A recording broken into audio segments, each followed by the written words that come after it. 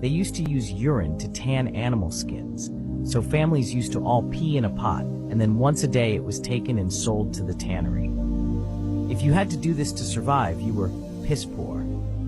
But worse than that were the really poor folk who couldn't even afford to buy a pot. They didn't have a pot to piss in and were the lowest of the low. The next time you are washing your hands and complain because the water temperature isn't just how you like it, think about how things used to be. Here are some facts about the 1500s. Most people got married in June because they took their yearly bath in May, and they still smelled pretty good by June. What? Since they were starting to smell, however, brides carried a bouquet of flowers to hide the body odor, hence the custom today of carrying a bouquet when getting married. Baths consisted of a big tub filled with hot water. The man of the house had the privilege of the nice clean water, then all the other sons and men, then the women, and finally the children. Last of all, the babies. Babies? By then the water was so dirty you could actually lose someone in it. Hence the saying, don't throw the baby out with the bath water. Houses had thatched roofs, thick straw piled high, with no wood underneath. It was the only place for animals to get warm, so all the cats and other small animals, mice, bugs, lived in the roof. When it rained, it became slippery, and sometimes the animals would slip and fall off the roof, resulting in the idiom, "It's raining cats and dogs." There was nothing to stop things from falling into the house. This posed a real problem in the bedroom, where bugs and other droppings could mess up your nice clean bed. Therefore, a bed with big posts and a sheet hung over the top afforded some protection. That's how canopy beds came into existence. The floor was dirt. Only the wealthy had something other than dirt, leading folks to coin the phrase, dirt poor. The wealthy had slate floors that would get slippery in the winter when wet, so they spread thresh, straw on floor to help keep their footing. As the winter wore on, they added more thresh until, when you opened the door, it would all start slipping outside. A piece of wood was placed in the entranceway, subsequently creating a threshold.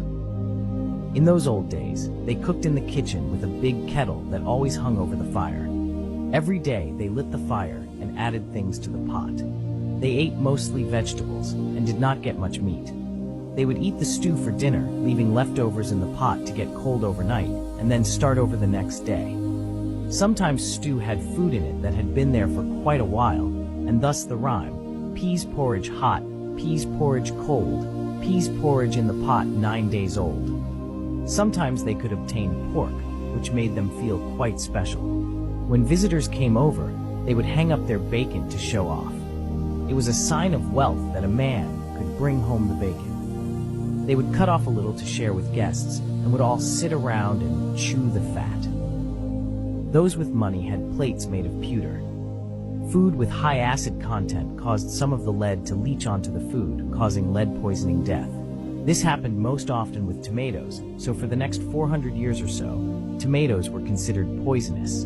Bread was divided according to status. Workers got the burnt bottom of the loaf, What? the family got the middle, and guests got the top, or the upper crust. Lead cups were used to drink ale or whiskey. The combination would sometimes knock the imbibers out for a couple of days. Someone walking along the road would take them for dead and prepare them for burial.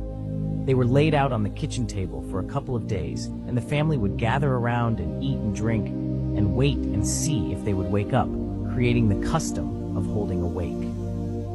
England is old and small, and the local folks started running out of places to bury people. So they would dig up coffins and would take the bones to a bone house and reuse the grave. When reopening these coffins, 1 out of 25 coffins were found to have scratch marks on the inside, What? and they realized they had been burying people alive, so they would tie a string on the wrist of the corpse, lead it through the coffin and up through the ground and tie it to a bell.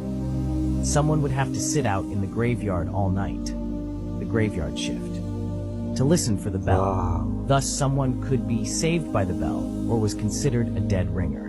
And that's the truth. This is why